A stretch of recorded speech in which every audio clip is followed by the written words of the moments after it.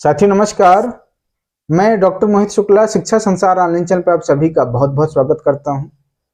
आप लोगों के द्वारा UP TGT, PGT, GIC lecturer और जीडीसी की परीक्षा तिथियों को लेकर बार बार प्रश्न पूछा जाता है और प्रश्न पूछा जाना स्वाभाविक भी है। एक तो मैं देख रहा हूं कि तमाम चैनलों के द्वारा दिन भर में कम से कम 2 videos UP TGT, PGT exam को लेकर बनाए जा रहे हैं और उसमें तमाम तरह की परीक्षा तिथियों का दावा किया जा रहा है। जीआईसी लेक्चरर और जीडीसी की परीक्षा तिथियों को लेकर भी कोई स्पष्ट जानकारी आप लोगों को नहीं लग पा रही है। तो आज इस विषय पर मैं बेहद महत्वपूर्ण बातचीत आपसे करूंगा, जिससे आप लोग केंद्रित होकर किसी एक परीक्षा की तैयारी करें और आपका सिलेक्शन हो जाए। साथियों, बातचीत शुरू करने से पहले आपसे अनुरोध है कि अगर आप चैनल पर नए हैं तो शिक्षा संसार आपका अपना चैनल है। चैनल को जरूर लाइक, शेयर, सब्सक्राइब करें, अपना प्यार दें। ये बातचीत शुरू करते हैं। साथियों, सबसे पहले जीआईसी लेक्चरर और जीडीसी के संबंध में जानने से पहले लोक सेवा आयोग की वस्तु स्थिति क्या है उसके विषय में हम आपसे बातचीत करते हैं। हमने अपने इसके पहले के वीडियो में आपसे बताया था कि नवंबर माह में जल्दी ही आपको लोक सेवा आयोग के द्वारा परीक्षा का कैलेंडर जारी कर दिया जाएगा। लेकिन आपको बता दें, चूंकि आप देख रहे हैं सीबीएसई बोर्ड की परीक्षा की तिथियां जारी हो गई हैं बोर्ड एग्जाम की। यूपी बोर्ड की परीक्षा तिथियां अभी बाकी हैं। यूपी बोर्ड की परीक्षा तिथि जारी होने का इंतजार उत्तर प्रदेश लोक सेवा आयोग के द्वारा किया जा रहा है। जैसे ही यूपी बोर्ड की परीक्षा तिथियां जारी हो जाएंगी, उसके पश्चात लोक सेवा आयोग के द्वारा अपना परीक्षा का कैलेंडर जारी कर दिया जाएगा। और आप देख रहे हैं कि दिसंबर माह से एग्जाम शुरू हो रहा है एलटी का, और 27 जनवरी तक एलटी का पूरा कार्यक्रम घोषित हो गया। तो आपके जो जीआईसी लेक्चरर और जीडीसी की परीक्षाओं का प्रश्न है, उसके संबंध में आपको बता दें कि फरवरी में यूपी बोर्ड की परीक्षा से पहले आयोग का पूरा प्रयास है कि आयोग के द्वारा आरओ का मेंस एग्जाम करा लिया जाए।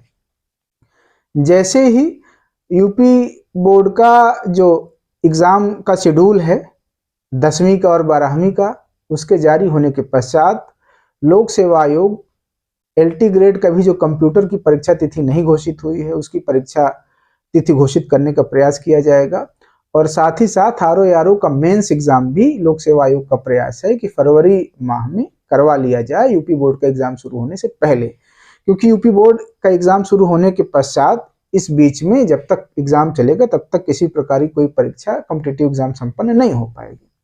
अभी फिलहाल आप लोगों को बता दें, दिसंबर जनवरी में यूपी एलटी ग्रेड का एग्जाम होगा और जो कंप्यूटर विषय की परीक्षा तिथि अभी घोषित नहीं हुई है, फरवरी माह में लोक सेवा आयोग की योजना है कि उसकी भी परीक्षा करा ली जाए।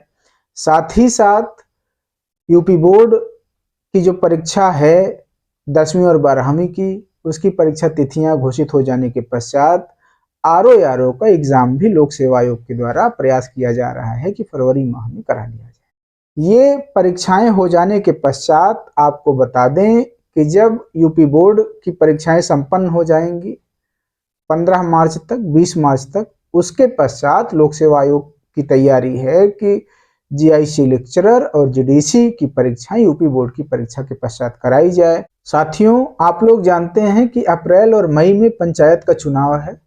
लोक सेवा आयोग का प्रयास रहेगा कि पंचायत चुनाव से पहले सारे पीटी एग्जाम ले लिए जाएं, वो चाहे एलटी ग्रेड का हो, जीआईसी लेक्चरर का हो, जीडीसी का हो। आपको यहाँ यह भी स्पष्ट कर दें, पंचायत चुनाव के पश्चात जून जुलाई में सारे मेंस एग्जाम लेने की तैयारी लोक सेवा आयोग की रहेगी। वह चाहे जीआईसी एलटी ग्रेड हो, जीआईसी लेक्चरर हो, जीडीसी हो, इन सारे एग्जाम का जो मेंस है वह जून और जुलाई में लिए जाएंगे। ये बातचीत रही लोक सेवा आयोग से संबंधित टीचिंग एग्जाम की परीक्षा तिथियों को लेकर।